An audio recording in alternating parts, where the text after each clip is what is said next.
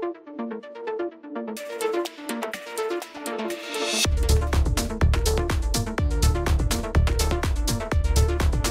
teman-teman, selamat datang lagi di channel YouTube Kampus Biner. Masih di dasar-dasar pemrograman bahasa R. Kali ini kita akan berkenalan dengan yang namanya iterasi atau loops atau perulangan. Sebelumnya silahkan subscribe dulu channel ini, dan apabila ada pertanyaan selama video ini berlangsung, silahkan tuliskan di kolom komentar. Kita langsung buka Visual Studio Code-nya.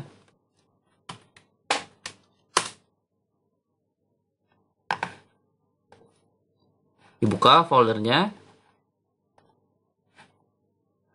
Di sini saya buat file baru dengan nama loops.r.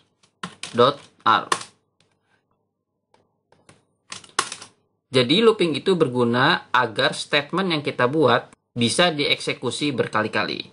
Ada berbagai macam cara, bisa menggunakan repeat, bisa menggunakan while, bisa menggunakan for. Di sini saya akan coba dulu yang pertama, yaitu repeat. Misalkan aja seperti ini.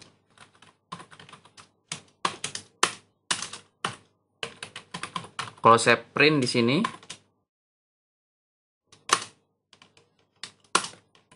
maka akan terprint kampus biner berkali-kali.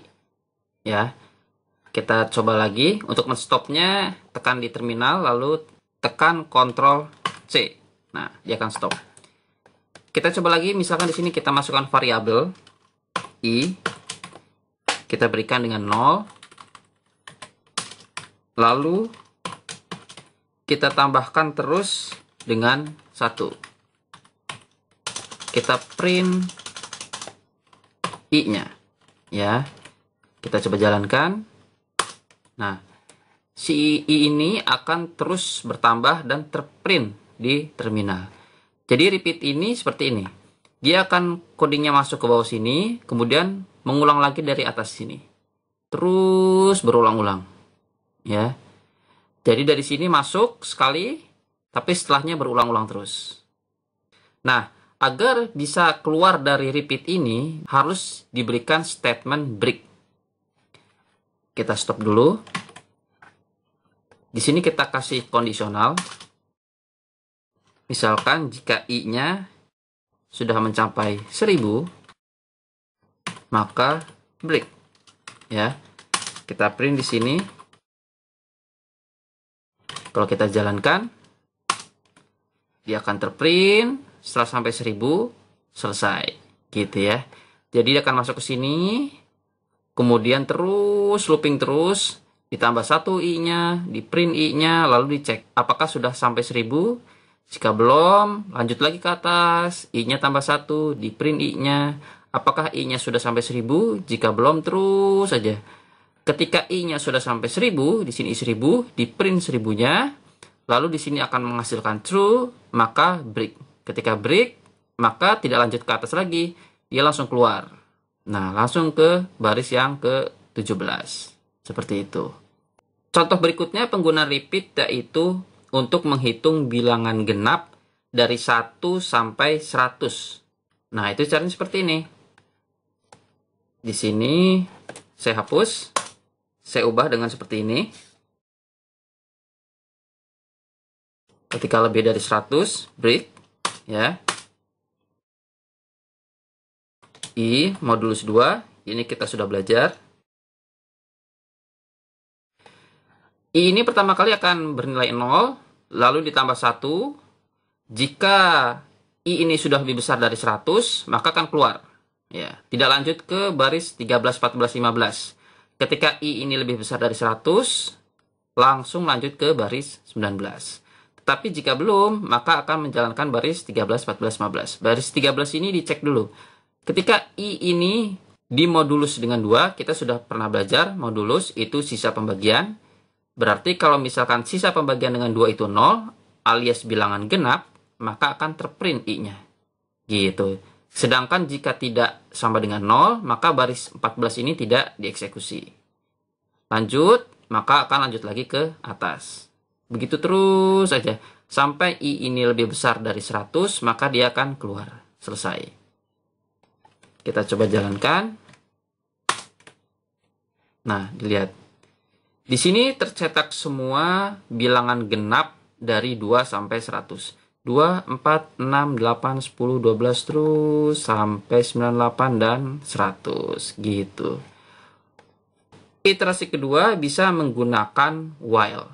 Jadi ini loops itu seperti ini. Sekarang akan saya komen.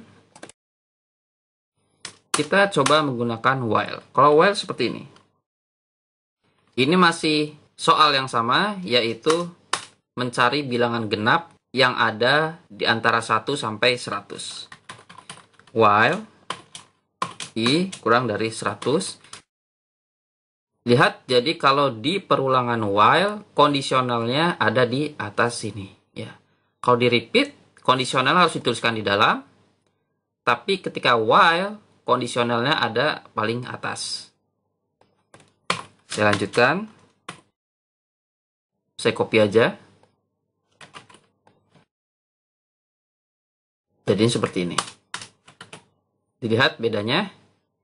Jadi kondisionalnya ini ditaruhnya di atas. Jadi ketika pertama kali masuk ke perulangan, langsung masuk ke kondisional. I pertama kali 0. Ini bernilai true. Ya, I kurang dari 100 bernilai true. Karena bernilai true, maka di bawah ini dieksekusi. Ya. Sampai sini, I-nya bertambah 1. Jadi sekarang 1. 1 kurang dari 100 masih bernilai true. I bertambah jadi 2. Terus 2 masih kurang dari 100 bernilai true.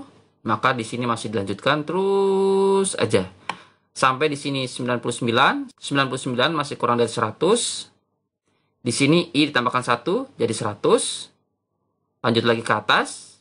100 kurang dari 100 bernilai false. Jadi ketika I sama dengan 100, di sini bernilai false. Karena bernilai false, maka di bawah sini tidak dijalankan. Langsung lanjut ke baris di luar while. Di sini kita print selesai. Kalau dijalankan,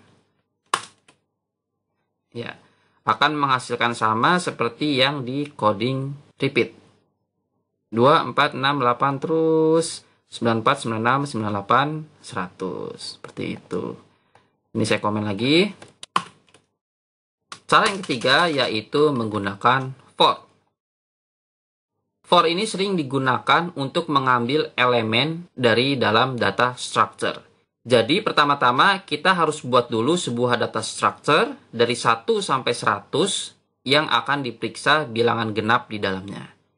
Kita buat di sini misalkan A itu data structure-nya, berisi vektor dari 1 sampai 100. Lalu kita uji A ini. In A. Nah, I ini akan bernilai 1 sampai 100. Di iterasi pertama bernilai 1. Ketika masuk lagi ke atas, selanjutnya bernilai 2, lalu 3, lalu 4, terus aja sampai 100. Yang dimana 1 sampai 100 itu mengambil dari A ini, si vektor A ini. Kalau A ini berisi misalkan aja 5, 4, 3, 2, 1, maka I ini per iterasi juga akan bernilai pertama 5, kedua 4, kedua 3, lalu 2, lalu 1 gitu. Jadi I ini mengikuti elemen si data structure yang ada di sini. Dari paling awal sampai ke paling akhir si elemen di dalam data structure ini. Oke, kita langsung aja. Jadi di sini tidak perlu ada lagi penambahan seperti penambahan di sini ya. Karena angka-angka 1 sampai 100-nya sudah dibuat di sini. Gitu. Langsung kondisional aja di sini. Nah. Oke. Jadi pertama kali I ini akan bernilai 1. Dicek apakah 1 dimodulus dengan 2 ada sisa pembagian 0, maka akan bernilai 1. Karena bernilai 1, maka tidak sama dengan 0, maka false ini tidak akan berjalan.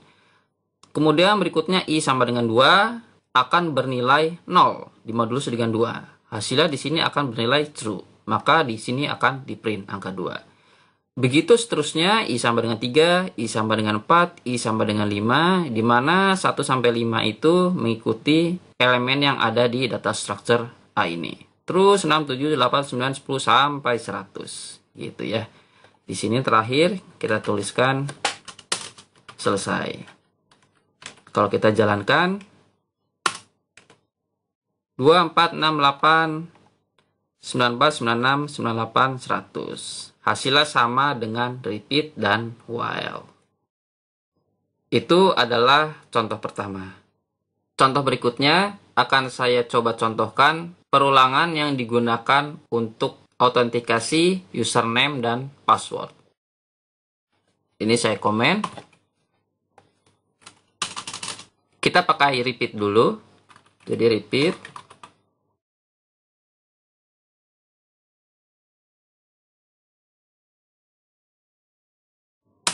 Setelah username dan password diketikkan, kemudian kita lakukan kondisional.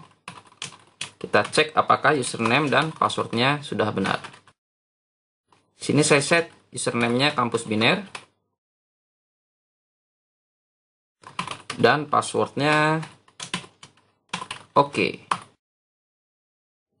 Jika username dan passwordnya benar, maka kita break. Keluar dari si perulangan ini. Jika tidak, maka akan muncul notifikasi kesalahan.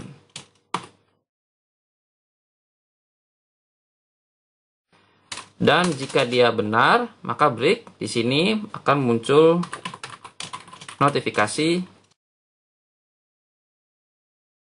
Kita coba jalankan, Ctrl A. Jangan lupa Ctrl Shift Enter. Ya. Masukkan username Anda, saya coba masukkan yang salah. Passwordnya salah juga. Nah, akan muncul notifikasi, maaf username atau password yang Anda ketikkan salah. Dan dia akan langsung menanyakan lagi si username-nya itu apa. Jadi dia akan terus berulang-ulang menanyakan username dan password yang benar. Saya ketikkan lagi yang salah. Nah, terus berulang sampai kita memasukkan yang benar. Di sini akan saya masukkan yang benar, username-nya kampus biner, passwordnya oke. Nah, akan muncul tulisan Anda berhasil login, gitu ya. Jadi dia akan terus berulang sampai dia masuk ke break ini. Masuk ke break ini syaratnya username bernilai kampus biner dan password bernilai oke, gitu. Nah, kode ini akan kita buat dalam bentuk perulangan while. Pertama saya set dulu username dan passwordnya itu string kosong. Kenapa? Karena masih ada nilai dari si username password yang ini. Ya, sudah saya set.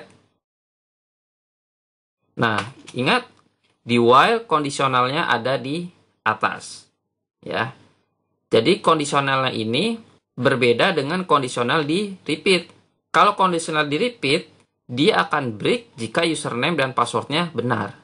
Sedangkan di while, jika username dan passwordnya salah, maka perulangannya akan diteruskan. Gitu. Jadi beda. Di sini kondisionalnya berbanding terbalik dengan kondisional si while.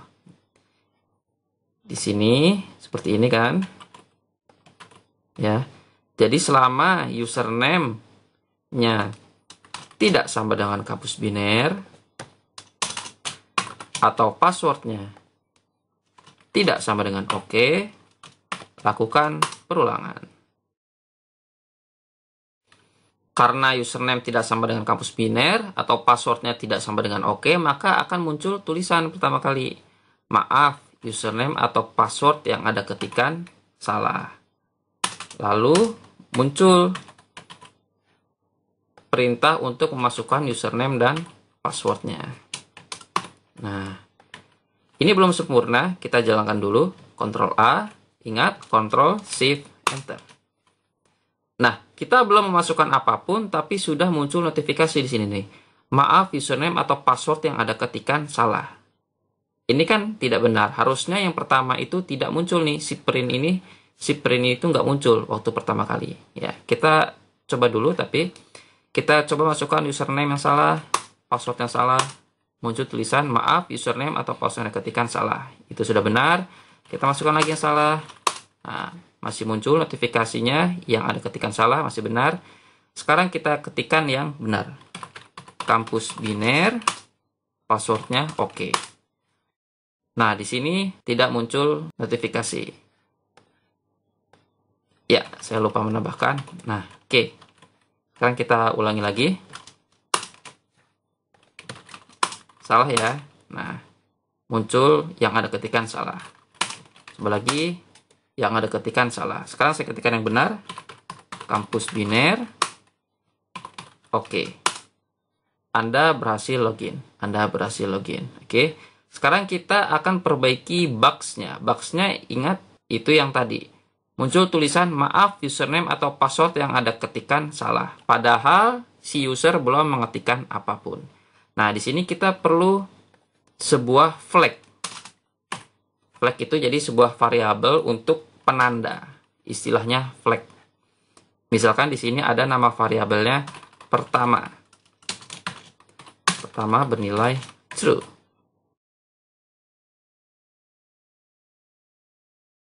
Jika bukan yang pertama, maka muncul tulisan maaf.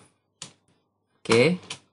Lalu kita buat yang pertama jadi false. Nah, seperti ini. Pertama ini maksudnya yaitu loop yang pertama, iterasi yang pertama. Iterasi yang pertama bernilai true. Akan masuk ke sini menjadi kebalikannya, false. Karena bernilai false, maka di bagian sini tidak dijalankan. Nah, tapi berikutnya, pertamanya akan bernilai false. Berubah nih, menjadi false si pertamanya. Lalu akan ditanyakan username, password, kembali lagi ke atas. Not pertama, not false, maka bernilai true. Ini akan bernilai true. Nah, bagian sini nanti akan dijalankan. Nah, berikut seterusnya si bagian ini akan terus dijalankan. Karena pertamanya bernilai false. Dan di sini sehingga bernilai true gitu. Kita coba jalankan. Ctrl A, Ctrl Shift Enter. Masukkan username Anda. Saya ketikkan yang salah. Lihat di sini udah nggak muncul lagi kan? Si maaf username atau password yang Anda ketikkan salah. Yang pertama, yang box yang pertama itu. Nah, yang ini sudah tidak muncul lagi. Ya. Maaf, username atau password yang diketikkan salah. Saya ketikkan yang benar. Anda berhasil login. Ya. Jadi seperti itu. Yang berikutnya akan saya ubah menjadi menggunakan for. Di sini saya komen.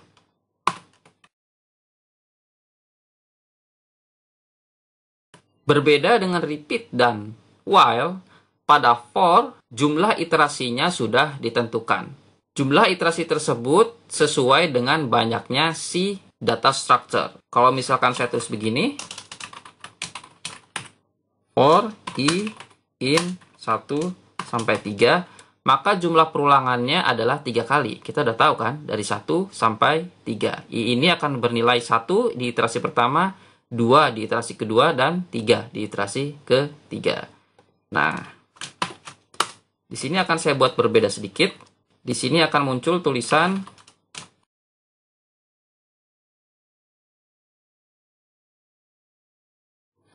kalau saya jalankan, muncul tulisan percobaan ke-1, percobaan 2, percobaan ke-3. Maksudnya adalah percobaan memasukkan username dan password ke berapa. Tapi kalau misalkan nanti si user sudah mengetikkan username dan passwordnya yang benar sebelum percobaan ketiga, maka cukup sampai ke percobaan tersebut saja kata percobaan ini muncul. Gitu ya. Nah, akan muncul di sini username. Ini saya copy aja. Nah, gitu. Lalu masukkan if-nya. Kondisionalnya adalah kondisional yang jika benar maka akan break. Jadi pakai kondisional yang repeat. Nah, ini.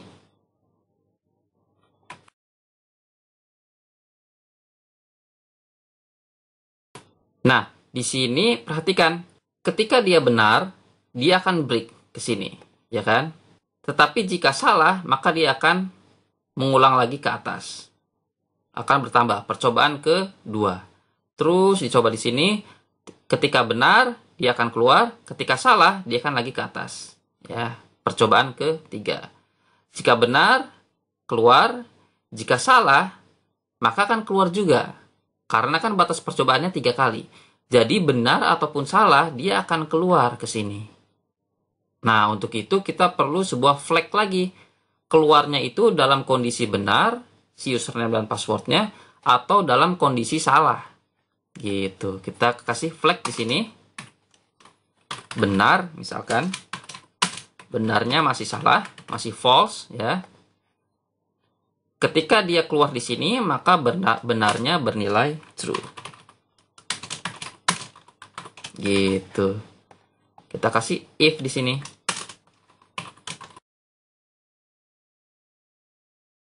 Muncul tulisan, oke. Jika salah,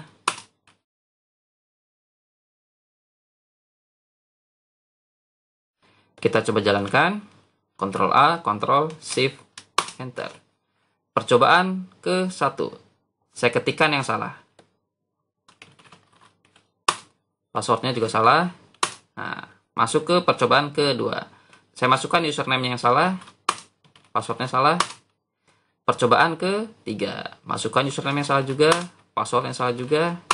Nah, maaf, Anda sudah 3 kali mencoba. Jadi seperti itu. Sekarang saya coba sekali lagi. Ctrl Shift Enter. Percobaan pertama, username-nya salah, passwordnya salah. Percobaan kedua, saya masukkan yang benar. Kampus Biner, passwordnya oke. Nah, Anda berhasil login. Jadi seperti itu. Nah, itu adalah perulangan di dalam bahasa R. Silakan teman-teman praktekkan pada komputer teman-teman. Jika masih bingung, masih ada pertanyaan, tulis aja di kolom komentar. Kita ketemu lagi di video berikutnya.